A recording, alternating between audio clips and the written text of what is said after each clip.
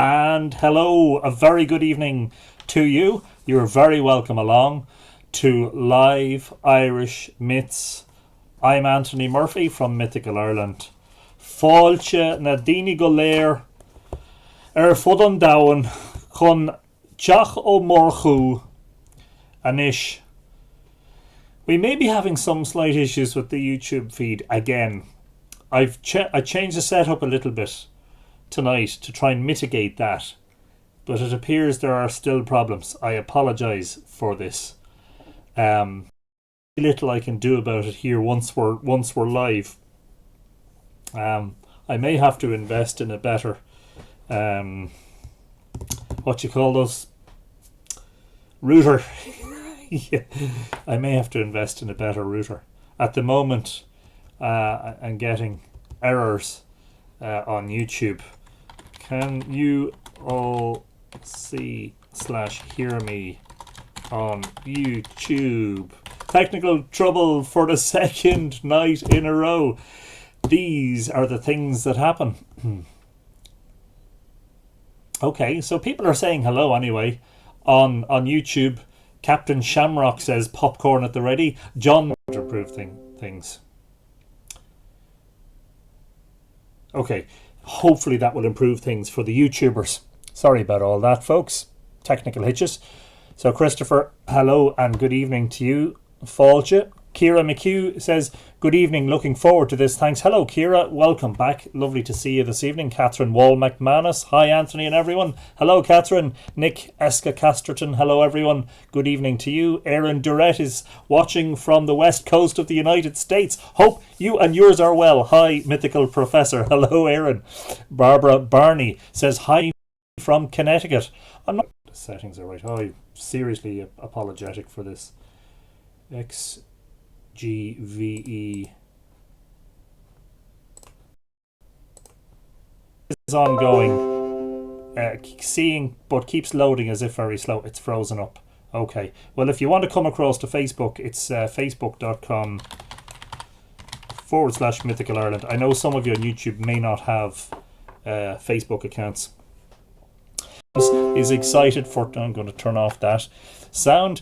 Wendy Holmes is for tonight's session. David Gilroy is watching. Good evening. Hello, David. Catherine Woodruff, Giaguich, Anthony and all from Wisconsin. Brilliant stuff. Patricia McAteer is watching. Hello, Patricia. Sabia, I don't know how to pronounce that name, and please accept my apologies. Sabia is in Germany. Hello. Shamie McCarville. Hello, Anthony. Good evening. Hello. Okay, YouTubers. I know some of you YouTubers don't have Facebook. Apologies. Now we will start correct. Tonight, I have to say thanks to a few people before we start. First of all, to all of the Mythical Ireland patrons. Those of you who are patrons over at patreon.com/Mythical Ireland, thank you very much for your support. And a particular hello to John Main, who is our newest patron. Thank you very much, John. I also have to mention, if you've seen the graphic used to promote today's episode, part of that features a picture of a crow on a post, and that picture was taken from Pixabay, and the artist is Stefan Keller. That's Stefan, Stefan Keller. I also have to thank Morgan Daimler, because Morgan has given me permission tonight to read from some of her work in relation to the Mórrigan and the Second Battle of Moytura, which we will get to presently. Morgan is watching, I believe, and I'm very, very grateful, not just for her scholarly work, but indeed for her permission. If you're interested, Morgan is an author, a prolific author. She has written 30 books, and there are 2 more in the pipeline this year. And in addition to that, she also runs a very popular blog over at lairvaughan.blogspot.com. I'll paste those links in now under the live video so that you can see.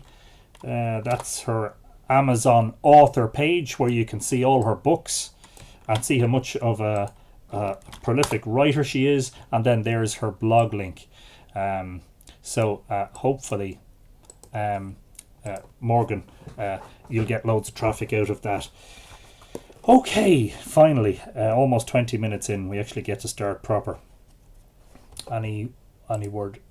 Okay, YouTube looks like it's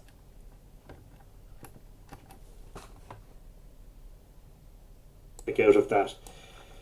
Okay, yes, YouTube is working again. Sorry about that. Alan Bryett says, Morgan Daimler also promoted you. That's how I found you. Oh, brilliant, Alan. Good evening to you. Fáilte. You're very welcome along, and that's very nice to hear. Trí ingine alia dano Ernmash, Bow agus Macha agus Mórrigu. Ernmas, which means Iron Death, had 3 daughters, Bow, Macha, and Mórrigu. The Mórrigan, Mórrigu, and there's tons of ways of spelling her name, Mórrigu, is often referred to as the Great Queen. She is the war fury par excellence. She is identified with Anu, the mother of the Irish gods, and she, Bow and Macha, or the Bab, B-A-D-B, and Macha, are known collectively as the Mórrigan, a triad of war/fertility sorceresses. The Morrigan met the Dagda on the river Unish in Corran, County Sligo, at the great pagan feast of Samhain. That is the beginning of winter, the cross-quarter date between the autumn equinox and the winter solstice. She was washing herself, quote, 1 foot on the south bank, the other on the north, unquote.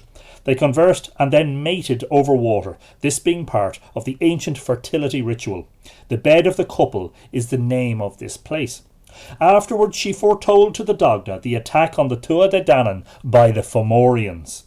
Thus she prophesied the Second Battle of Moytura, telling the Dagda to summon the skilled men to meet her at the river Unish. The Mórrigan killed Indech, a Fomorian, giving handfuls of his blood to the waiting warriors.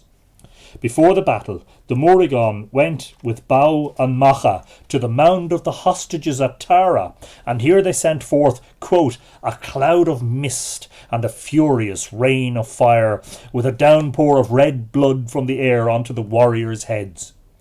The Morrigan then entered the battle, pursuing all those that fled. The battle won, she proclaimed victory, and we can get onto that in Morgan's work when we get there. Before the cattle raid at Cooley, the Toynbo Cooley, the Morrigan emerged from the Shee at Crochan. That's Rathcrochan. She journeyed from Roscommon to the Cooley Peninsula in County Louth, bringing a cow to the bull of Dara Macfiachna. A chariot harnessed with a chestnut horse. The horse had but one leg, and the pole of its chariot passed through its body, so that the peg in front met the halter passing across its forehead. Within the chariot one saw a woman, her eyebrows red and a crimson mantle around her. Her mantle fell behind her between the wheels of the chariot, so that it swept along the ground. A big man went along beside the chariot. He also wore a coat of crimson, and on his back he carried a forked staff of hazel wood, while he drove a cow before him. On this journey, the Morrigan met Cuchulainn, who claimed ownership of the cows of Ulster. To this she replied, quote, I am a female satirist, and the man is Dara Macfiachna of Coilne. I carry off this cow as a reward for a poem. Cuchulainn prepared to spring at her, but all disappeared. The Morrigan had changed into a blackbird. Later, prophesying the Táin, she told Cuchulainn that the calf of her cow would still be a yearling when Cuchulainn would die. Then, during the Táin, she meets him, offering land and her love. He replies that he is fighting a battle and does not have time for, quote, women's behinds, unquote. Angered, the Morrigan threatens to kill him by various ploys. It is the Morrigan who breaks the chariot wheels of Cuchulainn before his death. It is she who perches on his shoulder as a hooded crow. The Morrigan appeared before the Battle of Magrath in AD 637, grey-haired, in the form of a lean, nimble hag, hovering and hopping about on the spears and shields of the royal army who were to be victorious. Her last recorded appearance was at the Battle of Clontarf in 1014. Morrigan's name is associated with several places. In the present County Louth, my own county, there is a district anciently known as Gort na Mórrigan, or the Morrigan's Field. The Dagda gave her this field. Fullacht na Mórrigan near Slievenamon in County Tipperary is an ancient cooking place known as the Morrigan's Heart. And here's one that's very important. In the Boyne Valley, there is Mur na Mórrigan, the mound of the Morrigan. And in fact also in the Dunshanachas, which we will get round to in several episodes. There are two mounds west of Newgrange which were known as the Paps of Morrigan and the Paps of the consort of Dagda. So her paps emerging from the landscape, perhaps. Melissa Glassman says Morgan Daimler is a wonderful author. So delighted to have Morgan and some of her fans, some of her many fans watching tonight. So this is from Morgan's paper, The Role of the Morrigan in Cath Maige Tuired, Incitement, Battle Magic and Prophecy. And I think you'll find this very interesting. I certainly did, and it opened up my eyes to aspects of Cath Maige Tuired that I was not aware of previously. And so Morgan says a key text of Irish mythology is the Cath Maige Tuired, the tale of war between the Tuatha Danann and the Fomorians over the right to rule Ireland. One particular figure who appears repeatedly throughout this story is the Irish war goddess, the Morrigan. Yet her role in the text is often difficult to fully understand using existing English translations which omit significant amounts of her dialogue and which, due to translation choices, in some cases give an imprecise impression of her actions. When the Cath Maige Tuired is looked at in full in the original language, the Morrigan's role within the story takes on greater significance and nuances become clear which are otherwise lost. Taking each of her appearances in turn with more literal translations will show the importance of her actions in inciting the battle, using magic to fight against the Fomorians and rallying the Tuatha Danann to victory before finally offering a dual prophecy of the fate of the people to come. Kerem Gogas says, darn, I love war goddesses. And yes, Shamey is pointing out the Battle of Clontarf was when Brian Boru defeated the Vikings. To begin, it must be understood that the Cath Maige Tuired itself presents a challenge to translators, resulting in the current popular translations by Elizabeth Gray and Whitley Stokes, both omitting passages, some of them lengthy. In a 2014 lecture by John Carey, and John Carey is a significant scholar and expert on medieval manuscripts, called, this is the name of his lecture, A London Library, an Irish Manuscript, a British Myth, The Wanderings of the Battle of Moytura. Carey traces the history of the only extant manuscript containing this vital Irish myth and discusses the unique difficulties it presents. One of the most important points in Carey's lecture is that the manuscript for the Cath Maige Tuired is believed by scholars to have been written by a younger scribe who was fond of intentionally obscuring his writing with, quote, willfully eccentric orthography in which certain aspects of Old Irish, together with other usages which seem to be the fruits of pure fantasy, are deployed without rhyme or reason to produce a kind of Irish which looks like nothing else on earth. Fascinating stuff. What this means in practical terms is that the Irish of the CMT, that's Cath Maige Tuired, is non-standard and sometimes impossible to fully relate to known worlds in either Old or Middle Irish. And Matt Byrne is watching. Hello, Matt. Tá fáilte roit. Matt is in Droichead Áha. There are points where it is difficult to be sure what a word is supposed to be, and others where it is left entirely to supposition. Perhaps this is why Stokes chose, even in the Irish, to omit passages entirely. Gray included the full Irish text, however, chose not to translate all of it. For the purpose of this paper, I've included my own translations of passages often omitted or not fully translated, as they are pertinent to the Morrigan's role in the story. However, expert linguists don't agree on what some of these words are, so my translations should be understood as educated guesses and may be open to further interpretation. Warfare for the Irish was a highly ritualised and structured affair, and poetic incitement before battle was an established practice. This incitement served to both demoralise the enemy and to inspire one's own side. In the Irish material, this is manifested as Lídead, which is incitement through inspirational speech, and Gresacht, which is incitement through derogatory speech or insults. The importance of such incitement and its role in battle cannot be understated. Both Lídead and Gresacht acted as essential forerunners to actual battle, ensuring that the individual or army was sufficiently motivated to fight to victory. Perhaps related to both of these are Rusk Caha, magical battle chants, which are also employed and in many cases may be identical to Lídead in stories. The effect of the Rusk Caha and Lídead in the stories are magical in nature, but also appear to have a psychological aspect, in that they provide confidence and courage to the army being supported by them. The first appearance of the Morrigan occurs after Lugh has been accepted at Tara, and initial plans for the battle against the Fomorians have begun. And Jeannie says mythical trash talking, yeah, exactly, and chest beating, you know. The Tuatha Danann have separated for 3 years to prepare for the coming fight. The Morrigan goes to Lugh and incites him to battle using a Lídead as follows. Now there's a section in Irish which I'm not going to read.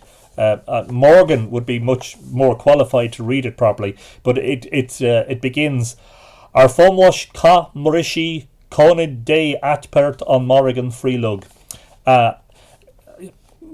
Morgan says that Stokes omits this passage entirely in the Irish, and Gray translates only, quote, "Then she said to him, undertake a battle of overthrowing," the Morrigan said to Lugh, awake, ... ellipsis, leaving the majority of the text untranslated. This may be understandable, as the text following the initial sentence is difficult and presents issues typical of the problems endemic in Cath Maige Tuired. However, my own understanding of the passage is: undertake a battle of overthrowing. So to the gods sang the Morrigan, turning to Lugh.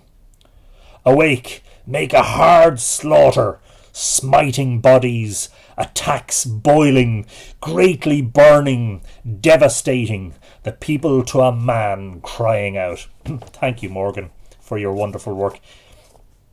Yeah, Aaron says, like the New Zealand haka tradition. Yeah. And hopefully on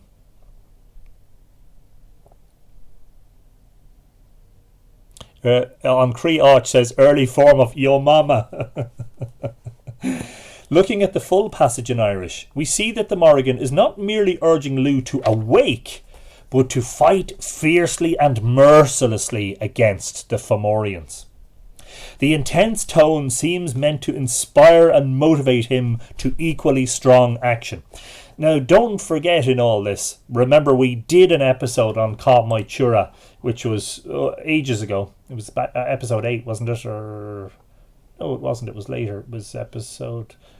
Can't find it now. It was episode 6, wasn't it? No, it wasn't episode 6. Keep guessing, Anthony. It was episode 5. That Lugh is, you know, sort of kind of suddenly comes into the whole story as this young guy promising or presenting himself at Tara, offering all his gifts, and ends up being absolutely crucial to the battle, not only in the final act of the battle, of course, which we won't spoil in case you haven't seen it, but also because he actually becomes the chief battle organizer. He's the one who appoints to all the Danann deities their tasks and says, Dagda, what are you doing? This is Dagda, who's supposedly the chief. Nuadu is the king. You know, he's saying, what are you going to do in the battle? What are you going to do? He says to Dian Cecht, what are you going to do? Dian Cecht offers to heal any Tuatha Danann fighter who has been injured, so long as they haven't had their head chopped off. So here we have Lugh, who's essential to the whole story, being urged to strong action by Morrigan.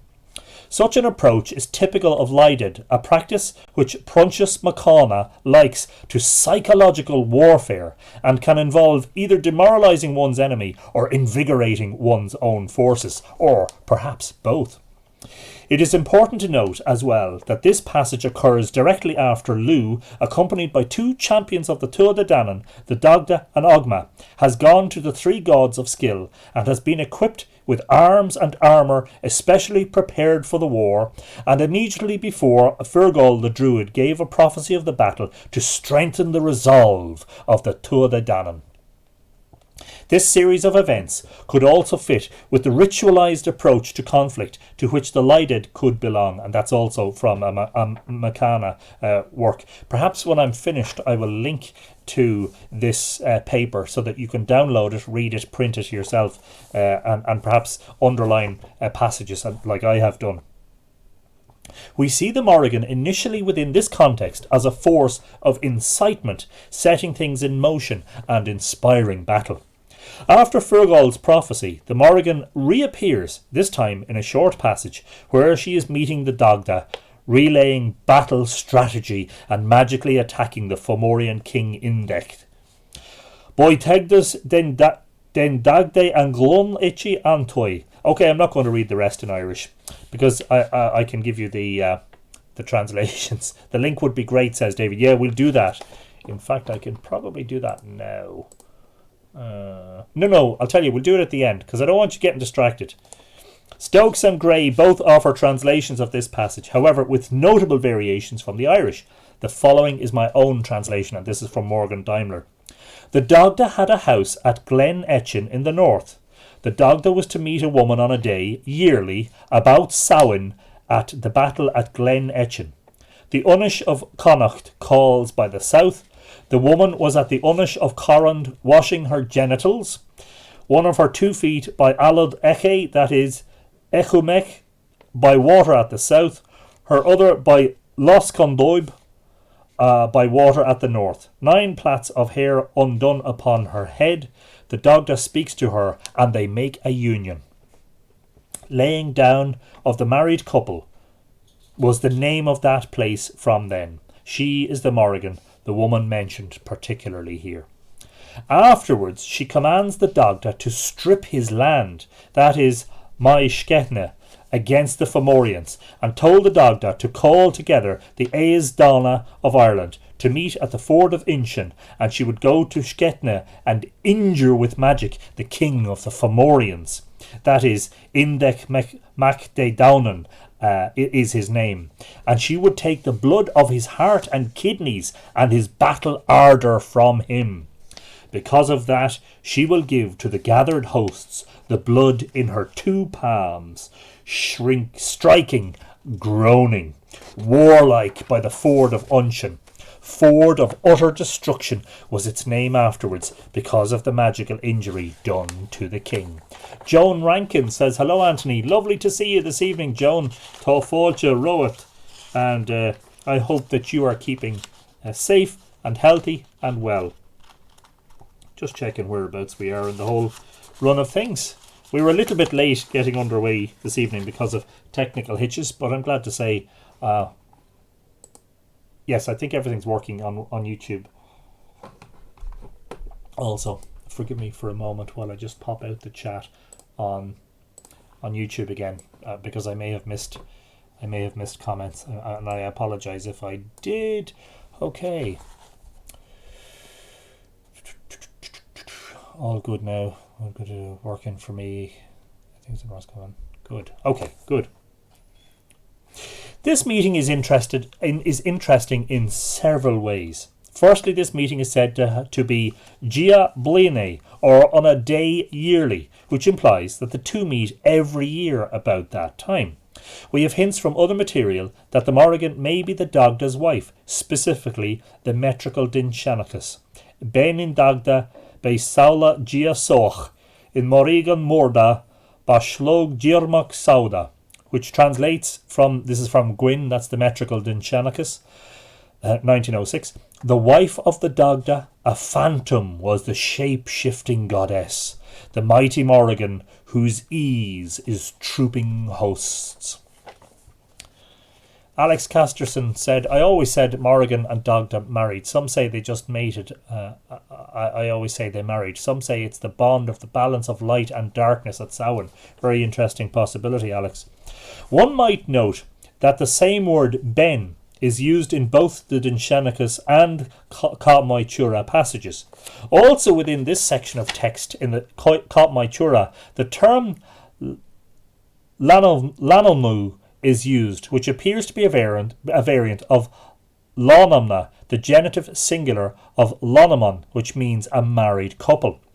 Whether or not any weight is given to this, it is worth considering that the two do have a connection outside this single story. They meet at a pre-arranged location where the Dagda finds the Morrigan straddling a river washing her genitals. The Dagda says something to her, but what is unknown. The two then make a union, and the Morrigan tells the Dagda to strip his land, a common military ploy, in the place the Fomorians will be, and to gather the armies of the Tuatha Danann. She then promises to go out herself and destroy one of the Fomorian kings with magic, which she subsequently does, bringing back 2 handfuls of blood as proof. This action is described in the text, involves the Morrigan going to the gathered army of the Tuatha Danann with 2 palmfuls of blood, which she then strikes while groaning. The word used, okon, is also a term occasionally used for incitement, although much less frequently than lided or gresacht. It is possible that a more accurate translation of that sentence might be, quote, because of that, she will give to the gathered hosts the blood in her 2 palms, striking, inciting, warlike by the ford of Unshan. Rowan Grove is saying hello, a little bit late here in Denver. You're a very good afternoon to you, Rowan. You're very welcome along. And don't worry, we were a little bit later starting than normal because of technical hitches. If this is so, then this is the second occurrence of the Morrigan actively inciting the army to battle, which, as will become apparent, may be one of her strongest themes in this story. Certainly, whether it is active incitement or inspiration through action, her magical destruction of Indech and her public presentation of this blood to the army is meant to encourage her own side to victory. There is one thing that I forgot in terms of tonight's thank yous, and that was to thank whoever suggested Morrigan as a topic for... And that was Esther Guggesberg. So there you go, Esther. Thank you very much for that. And I know you're watching, so hopefully you're enjoying this. It has to be said that there's lots of material. I think we could also do a separate episode about Morrigan in Toynbee Cuilne. So perhaps there'll be a second episode too. The next appearance of the Morrigan is just prior to the battle, when Lugh questions the gathered Tuatha Danann about what they will contribute to the fight. Declan Barron says, could she be a Sheila na gig? Well, that is a possibility, Declan, and an interesting point. Os tusa a Morrigan o Lugh, kia cumain. Ni ansha ol she, ar Rossishore Dosifus blah blah blah blah blah, because I can't pronounce the old Irish, and Morgan, I'm sure, can do a brilliant job of it. And you, O Morrigan, said Lugh, what ability? Not hard, said she. Pursue what was observed, pursue to strike down. I control bloody destruction. Here the Morrigan, as in her promise to the Dagda to destroy Indech, is boldly proclaiming her own abilities. Although the word ar rosdibu, the lenition on that, Morgan, I wouldn't be sure of, ar rosdiu is cryptic if it is taken as an atypical compound word and broken down into ar rosdibu, the meaning of which could be given as bloody destruction, which is perhaps intended to echo her earlier delivery of Indech's blood to the hosts. In that case, it becomes both a play on words and also a reminder of her previous attack on the Fomorian king. In this passage, unlike the others, there is no discernible battle incitement, but the proclamation of her own prowess and dominion over that which she pursues is clear.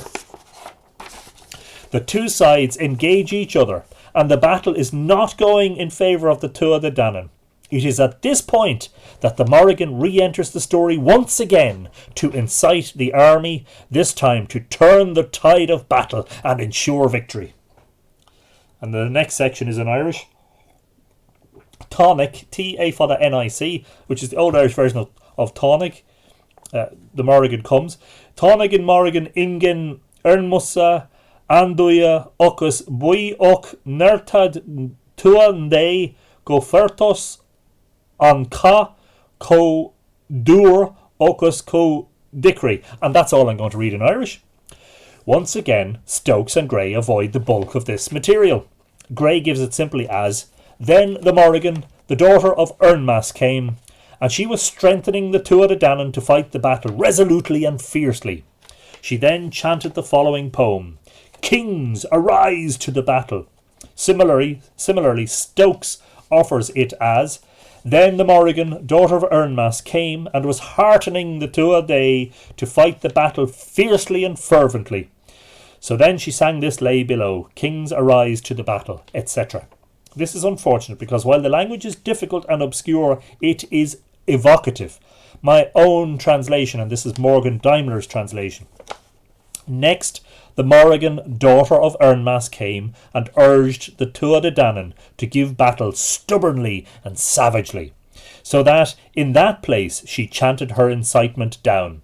Arise, kings, to battle here, seizing honour, speaking battle spells, destroying flesh, flaying, snaring, seizing battle, seeking out forts, giving out a death feast, fighting battles, singing poems, an interesting thing to do in the middle of a battle, proclaiming druids, collect tribute around in memory. Bodies wounded in a rushing assault, pursuing, exhausting, breaking, prisoners taken, destruction blooms, hearing screams, fostering armies battle, occupants moving, a boat sails, arsenal cuts off noses. I see the birth of every bloody battle, red-wombed, fierce, obligatory battlefield enraged. Now there is a footnote to that a compound word there, obligatory battlefield, which I'll have to read out when I get to it. Enraged. Against the point of a sword, reddened shame, without great battlements, preparing towards them, proclaiming a line of battle, Fomorians in the chanted margins, helpfully impels a reddened victorious champion, shaking hound-killing warriors together, bloody beating ancient warband towards their doom. Wow, fabulous stuff. So that's XVI. So we're just going to I have to, forgive me Morgan, obligatory battlefield. I need to see what the footnote to that is. XVI. Pardon me everybody else for a moment while I do my scholarly research. I always chase footnotes. I hope you all do too. XVI. I translate Fiach Lurgay as obligatory battlefield, using the meaning of Fiach, a debt or obligation. However, Fiach also means raven, and an alternative interpretation would be raven battlefield. Very interesting. Yeah, excellent. As with her, and of course the Morrigan takes the form of the hooded crow. As with her earlier incitement of Lugh, the full text makes it plain that the Morrigan is not merely urging the kings to, quote, arise to battle, unquote, but rather to arise and fight to the destruction of their enemies. This is clearly a type of lided, and indeed while the verb used is rochachain, a form of canid or canu, sing or chant, the noun is leidse, which in context I am translating as her incitement. When leided are used in other materials such as the toinbo cuilne, they normally occur with the verb form. This may be a way to emphasize to the audience that incitement is occurring before the actual poetic speech is presented, and in this case the use of the noun form of the word could be another play on words. Her goal of incitement is achieved as her words spur the Tuatha Danann to turn the tide of battle and achieve victory. Fabulous. Several small incidents occur at the end of the battle, including the now deposed King Bress. And note with regards to that there's a story called the Reign of Bress. Bargaining with Lugh for his life, and the Dagda pursuing his harper, who has been taken by the retreating Fomorians. The Morrigan's final appearance, indeed the end of the story as we have it, occurs after the carnage has been cleared away, when the gathered Tuatha Danann call on the Morrigan and ask if she has any news, and she replies with 2 poems. The first is a prophecy of peace. Ir mrisiúd érum an caha agus ir glánad in air, fochard an Morrigan ingen ernmash, the task an caha sin agus an coscod mór, etc., etc., etc., because there's a big long word there that I can't pronounce. She nem kodawan dawan fo niv or nim nert hi kach on forlan, etc., etc., etc. Although this prophecy is one of the most well known of the Morrigan's dialogues, Gray translates only the first 8 lines and Stokes only the first 4. Both found do you know what, Morgan? I wondered about that. I often wondered how it was that there were more complete translations available using a Google search than there were in the scholarly translations. Thank you for pointing that out. This is absolutely wonderful scholarship here. Both found the remaining text too obscure to attempt to translate, with Stokes ending the 4th line with etc. and Gray inserting gap, meaning of text unclear. The following is my own understanding of the full poem, so this is Morgan Daimler's translation of She Conem. After the defeat at the battle's end and the clearing out of the carnage, the Morrigan, daughter of Ernmas, arrived to announce the deaths of the battle there, and the mighty victory done there to the fair knights of Ireland, and beings of fairy swords, and beings of proud waters, and beings of abounding river mouths. Thus that bow, or the bob, recounts great exploits still. Have you any story? They all turned towards her there mentioned before. And here we go. Here is the poem or the song translated. Peace to sky, sky to earth, earth below sky, strength in each one. A cup over full, filled with honey, sufficiency of renown. Summer in winter, spears supported by warriors, warriors supported by forts, forts fiercely strong, banished our sad outcries, land of sheep, healthy under antler points, destructive battle cries held back.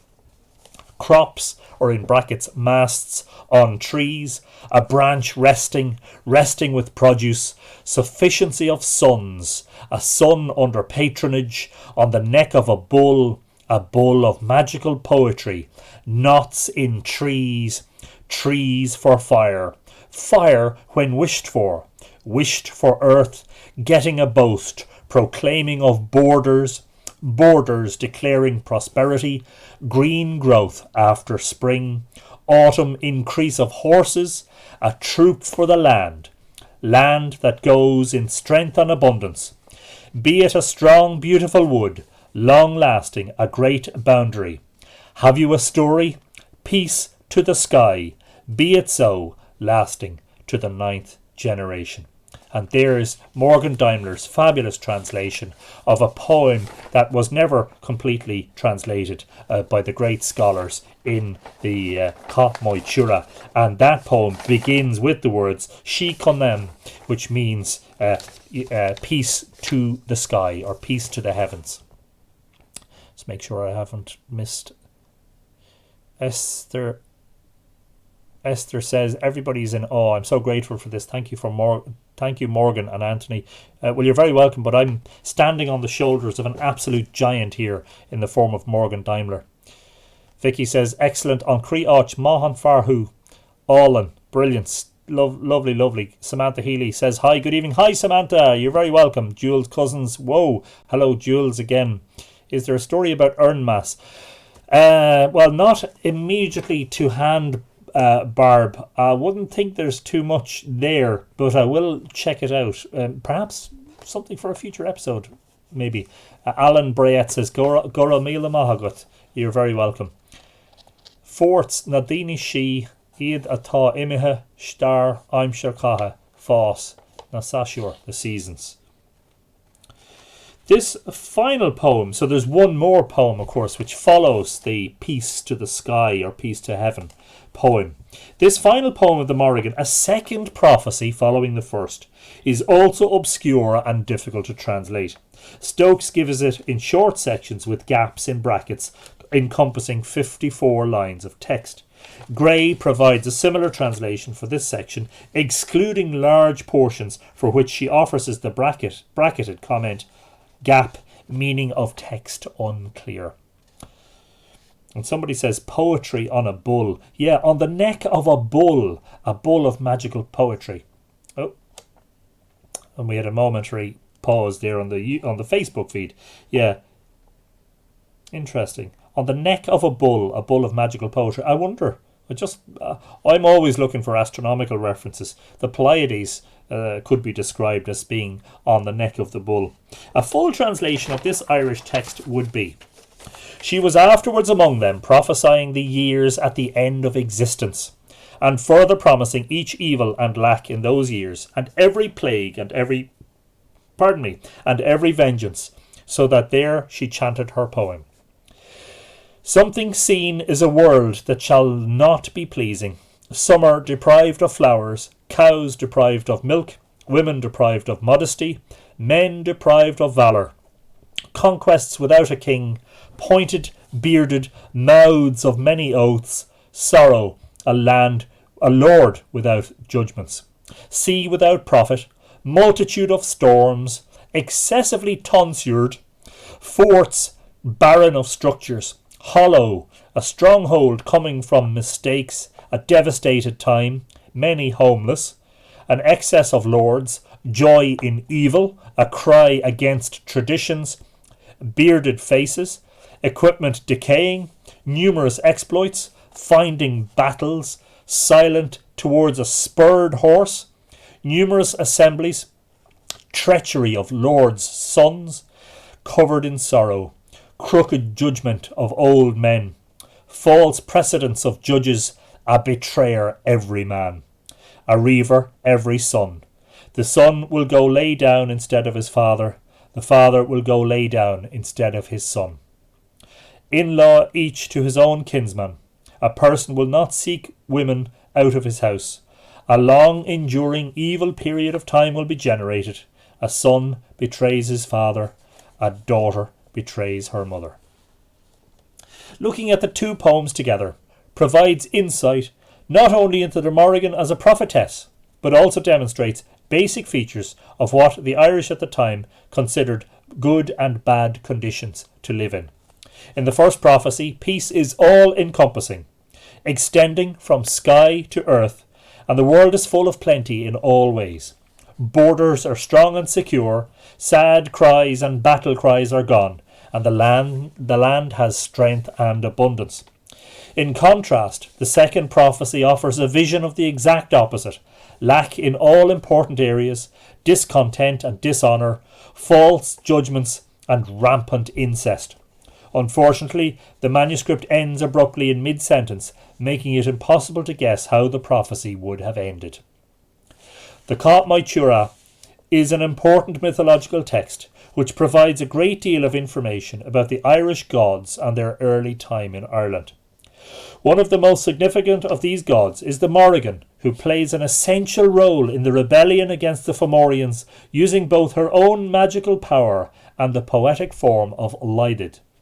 The Morrigan repeatedly appears in the story to incite the Tuatha Danann to battle with obvious good effect. These acts of incitement all occur at pivotal points where her involvement seems crucial to ensuring victory. She appears to incite Lugh to fight after he is armed. She appears to the gathered army groaning, warlike, after a pledge to destroy the Fomorian king Indech. And finally she appears at the turning point of the battle to incite the Tuatha Danann to rise up and claim victory. In each case, her incitement is strongly worded, direct, and relentless. She promises to use magic to injure the Fomorian king Indech by taking his battle ardour, bringing back 2 handfuls of his blood to the gathered army. And Indech is later overcome and killed in the final battle, almost certainly as a result of the Morrigan's battle magic. At the end, she prophesies a positive and negative fate for the world, having ensured victory for her own side. Perhaps here mirroring the folklore around the Cailleach, who can be seen to be a giver and a taker, and who can have beneficent and demoralizing aspects. At the end, she prophesies a positive and negative fate, having ensured victory for her own side. Looking carefully at the Irish text and literal translations of the text, it becomes plain that the Mórrigan is a driving force in the battle, both through incitement and active participation. It is perhaps fitting that the extant text ends with the Morrigan's words of prophecy, as she played a vital role in instigating and ensuring the outcome. And that is the fabulous paper by Morgan Daimler called The Role of the Mórrigan in the Cath Maige Tuired, Incitement, Battle Magic and Prophecy, which I'm very happy to link in to you now. I just have to go back slightly to the link. No, that's not the one. Sorry. Here we go. So you can download the paper from academia.edu if you're I don't think you necessarily need to have an account there to download it. I could be mistaken, of course. So I'm just going to link that in, first of all, on Facebook as a comment just immediately beneath the live feed, and on YouTube as well. Sarah Clare says, brilliant reading, Anthony. Thank you, Sláinte. Well, I'm glad you enjoyed it. Arya says, some verses of this second prophecy remind me of right now. Yes, but in fairness, if you'd read that 20 years ago, there were aspects of it that would probably make sense to 20 years ago, you know. You have to be careful with these prophecies of doom, because everybody thinks, you know, throughout the history of Christianity, every generation has believed they were living in the time of the end. So much so that actually at the approach of the first millennium, at the approach of the year 1000 AD, people started to expect destruction to come on them. I'm not sure if it's entirely derived from Christianity, the whole idea of apocalypse, but in my own personal sphere of my upbringing, you know, and my milieu, as it were, the Christian aspect of it, definitely the biblical aspect of it comes to mind. You know, it's something that I'm very familiar with. Alex says, loved it, Anthony. Love Morrigan's story. Thank you for this. You're very welcome, Alex. I'm glad you enjoyed it. Aaron Durrett, thank you, Morgan. Thank you so much. Yes, absolutely, Aaron. We are indebted to Morgan Daimler and her wonderful work. David West says, thanks, very interesting. Nick Eska Casterton says, another wonderful evening. Thanks, Anthony. Thanks a million. Melissa Glassman, thank you so much. And thank you, Morgan, says Alex. Mike Egan, fantastic. Thanks, Anthony. No problem at all. If there's any questions that we can take, I'm not sure. I didn't see any more comments from Morgan. I just saw an indication that Morgan was watching. Morgan, perhaps if you're still there, you could indicate, just in case there's a couple of people maybe want to ask you questions directly, which would be lovely if you could answer them or even make some comments. Daniel Welch, great installment tonight. Cheers, Anthony. Anyone suggested the destruction of Durga's hostel? Not yet. And so that is going to go onto the list immediately. Sorry, I need to open the thing, and that's one that just for some reason has slipped through, but we will put it on. And absolutely, yes, the destruction of Durga's hostel, a fascinating tale with possible historical implications in it. The destruction of the Durga's hostel. That is suggested by Daniel Welch. So hopefully when we get to do that episode, Daniel will give you a nice welcome. I'm trying to remember to, or a nice mention. I'm trying to mention those who are suggesting the topics. Jeannie says thank you. You're very welcome. Sabia says thank you very much indeed. You're all very welcome. Thank you, Morgan Daimler. Again, amazing storytelling, says Freya. Many thanks and blessings. Declan Barron, Goramila Mahagot. Robert Arbuckle, thank you, Morgan. It's a pleasure to listen to and to learn from your work. Thanks as always to our bard, Anthony. And Matt Byrne says thanks, Anthony. Thanks a million, Matt. Hope you're keeping well. Thank you, Anthony and Morgan Daimler, says Melanie Lynn. Rowan Grove, thank you. Morgan Daimler says, hi, Anthony. Morgan is still with us. So, folks, if you have any questions about the text that we've just read, or indeed any questions or comments pertaining to Mórrigan specifically, and of course her role in Cath Maige Tuired, Morgan is sitting here with us, and we're so lucky to have her here on Facebook. If you're on YouTube and you have a question, I'll pass it over and I'll read it out to Morgan. So we have a few minutes. I'm going to hang around for a few minutes just in case there are questions. We haven't had any so far. Yeah, the Curious Celt says, thanks. I must hit refresh a bit sooner next time. Missed the first 20 minutes. Yeah, I'm very sorry about the technical problems. I had to stop the feed and restart it again. And that required people on YouTube to maybe refresh, you know. Lots of people saying thanks. You're all very welcome, but it's not me you should be thanking. It's almost certainly Morgan.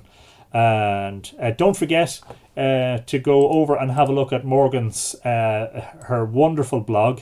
There's a superb amount of scholarly posts on there. I'm going to paste that in again.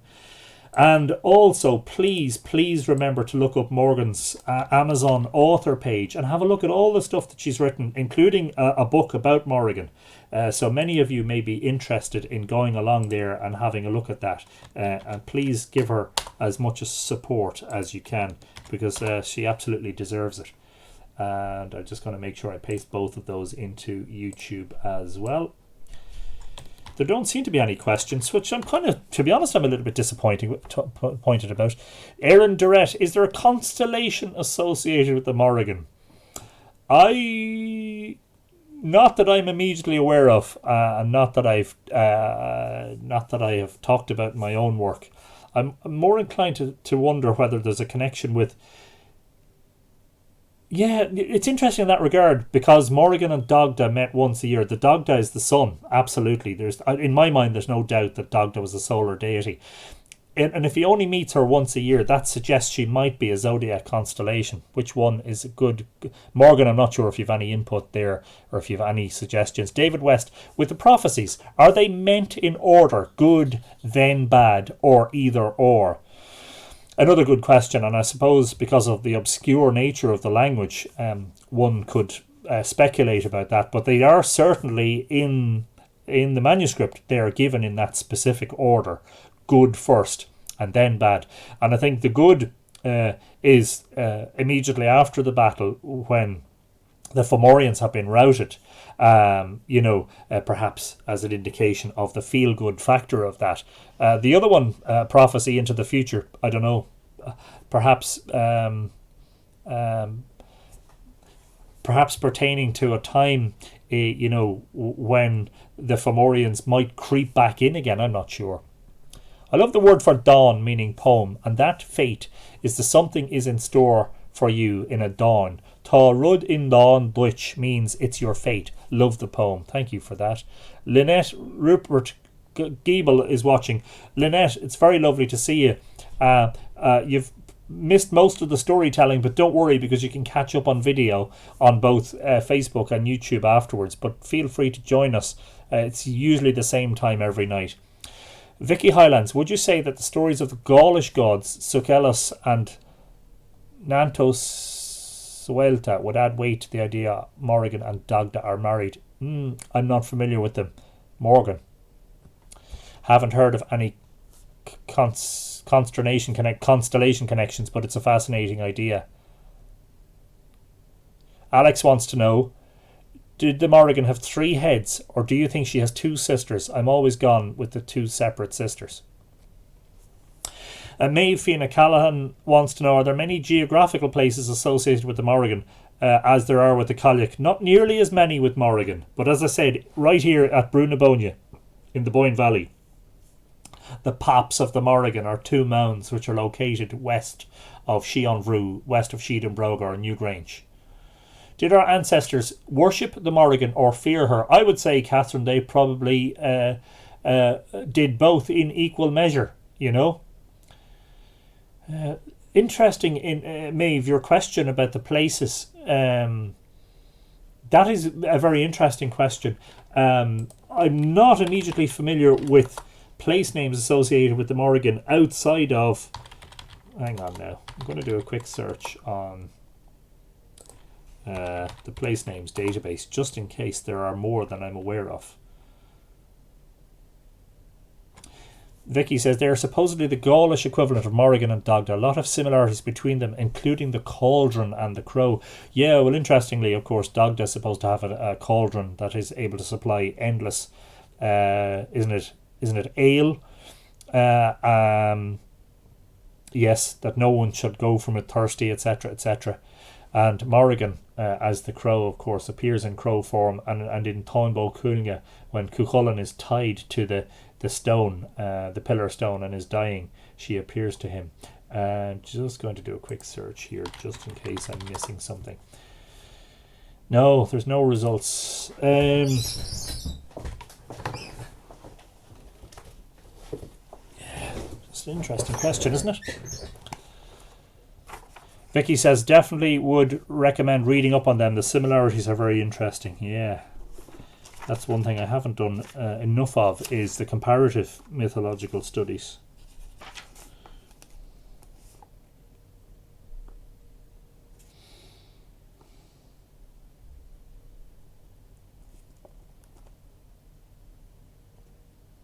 No, not immediately offhand.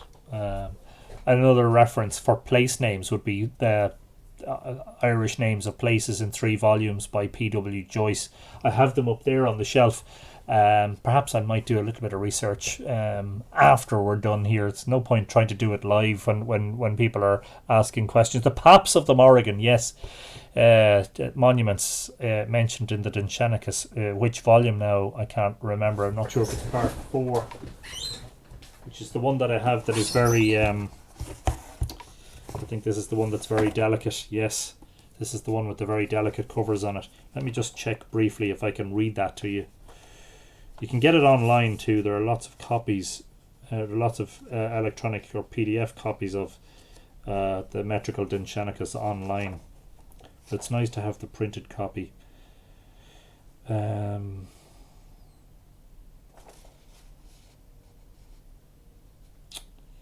Be lovely if I could find that for you quickly, wouldn't it?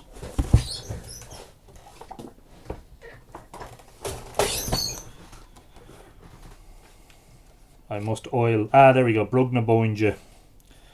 Let me just have a quick read of this. Of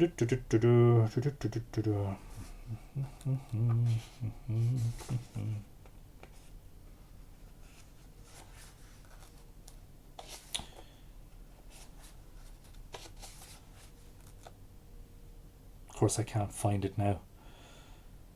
It's always when you're looking for something that you can't find it, isn't it? When you're under pressure to find something.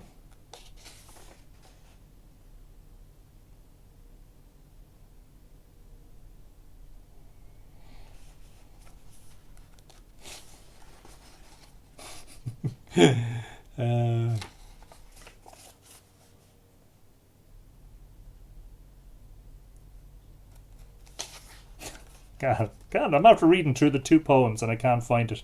Anyway, you know where to find it. That's the volume there. It's Metrical Dinshanicus Volume 2. Edward Gwynn. You'll find it online, and you can actually search it online.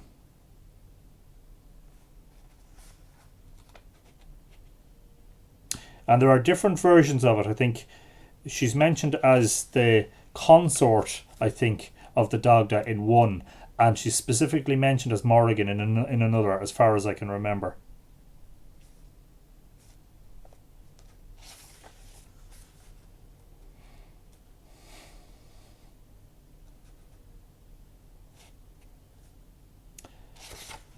I can't find it. I can't find it when I'm under pressure to find it. I'll seek it out. Maybe Fianna Callahan says I'll seek it out. Anyway, what time would we be about? John Main wants to know. 500 or 1000 BC approx. Are we talking about, John, the time frame for the Battle of Moytura? These things are almost impossible to tell. The manuscripts are nearly all date from, the 11th to the 16th centuries AD. How long the stories existed before that is very, very difficult to tell. Kerem says Irish mythology is brilliant. Sad thing is it was never in curriculum in schools in my country. None. We only had some classes about Greek mythology. Well, believe it or not, Kerem, when I was at school, we did a huge amount of Greek mythology, but we hardly learned anything about Irish mythology, which is interesting. David West. Something of a side question. Where did the Morrigan and Tuatha Danann travel to Ireland from? And that is an entire episode all on its own, David. And that is in Lower Gowalla. And specifically, just checking that I haven't got it down as a suggestion already. Lower Gowalla and the arrival of the Tuatha Danann is one that we should definitely cover, because it claims to say where they came from, and so that's one we'll do. That's a very good topic actually for discussion. Lower Gowalla, actually, we could do. We did already Khazair, the first woman in Ireland. We could do Partholon. We could do the Nemedians. We could do Tuatha Danann. We could do the Milesians, which we certainly will. And Morrigan actually might get his own. Gina is watching. Hello, Gina. How are you?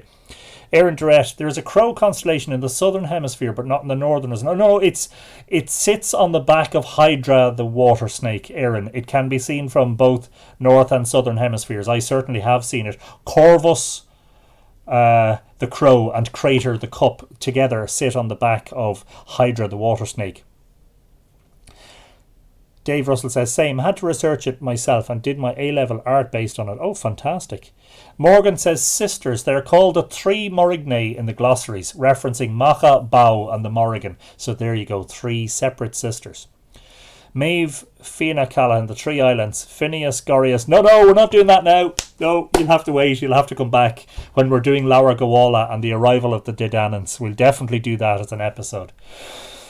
Alex says, same here, Kerem, nor British Celtic mythology either. We got Romans, Egyptians and Normans. Yeah, we got a lot of that, We did nothing of mythology with the nuns, Presentation, Loretto and Mercy when I was in school in Ireland. Nothing, says Ancree Och. Vicky Highlands, that's a great suggestion. All I know is it said they travelled from the Northern Isles and brought sacred objects. No, we're not doing that now. Tune in later when we do the Lower Gowalla and the arrival of the Tuatha Dananns. Anyway, just again to say thanks, a very, very special thanks to Morgan Daimler, not just for her permission to read from her wonderful work, but also for joining us here in the discussion and for answering some of your questions. Make sure to drop in on her blog and her Amazon page. I'm absolutely certain if you have enjoyed tonight's episode, you will enjoy Morgan's book about the Mórrigan. Could we have another episode devoted to the Mórrigan, the Bow, Macha and more? Oh, look, there'll be loads more. So long as we continue. I mean, at the moment we've been doing these every day for 20 days so far, and we've covered a vast array of topics already, but yet the list of yet to be covered 1, 2, 3, 4, 5, 6, 7, 8, 9, 10, 11, 12, 13, 14, 15, 16, 17, 18, 19, 20, 21, 22, 23, 24, 25, 26, 27, 28, 29, 30, 31. There are 35 suggestions for episodes that we haven't covered yet, so there's no problem. We will get back to these things, and of course they will arise naturally in discussions in pertaining to other deities as well. So yes, absolutely, there'll be loads and loads and loads and loads of time, hopefully.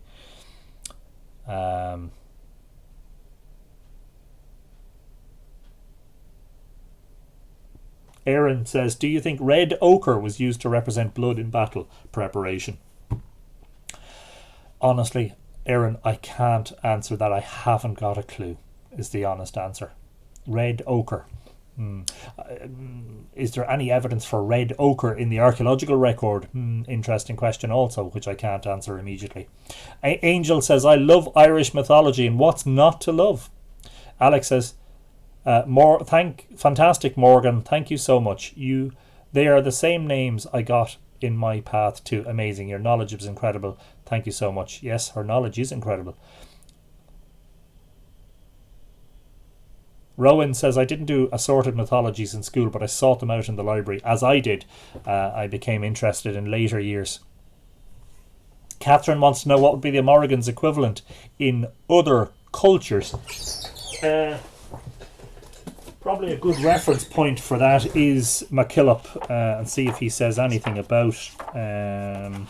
He usually does.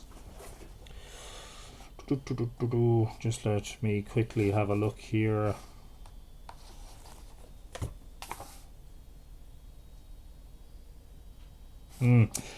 Commentators have seen parallels between Mórrigan and the Sumerian Babylonian earth goddess Inini, I-N-N-I-N-I, or Inanna, I-N-N-A-N-A, as well as the Valkyries of Norse tradition, who also take avian form as swans. And there's the swans again. So I don't know whether that helps answer your question, Catherine. Dave Russell, have you got a link to the book, please? Is it available as an ebook? Morgan, just going to have a look here. Yes, there is a Kindle version. I'll paste in the link on Facebook now. That's Dave Russell is asking that question. There you go, Dave. There's a link directly to the book about the Mórrigan, and I'll paste it also into YouTube. No problem. Mariana Dunn says, many thanks to Morgan. What a rich discussion you have led, Anthony. Well, you know, I have to be honest, in this regard, this is one of the reasons I wanted to rely on Morgan's work, is because I'm not nearly as familiar with Mórrigan as I know Morgan is. So I'm really standing on the wonderful scholarship, the shoulders of giants, as it were, in this regard. Jules Cousins, the stone relics in Knowth and Newgrange. Well, we'll be discussing the mythology of Knowth and Newgrange in separate episodes, Jules. And so perhaps we'll also be able to tie some of that in with the archaeological relics. I'm not sure. I don't think anything to do with red ochre has ever been found in any of the monuments, but I could be mistaken. Vicky Highland says, please read up on Nanthosuelta. I don't know if I'm pronouncing that right. Said to be her Gaulish equivalent. The similarities are numerous. Very interesting, Vicky. Thank you for that tip. Kerem says, Morgan Daimler, thank you. And Angel says, me too. Dana Hicks, red ochre, yes, in Native America. And I'm not sure about Ireland. I'm not sure that there's any evidence. Many other books too. Guramahagut, Morgan. I have a question, says Dave.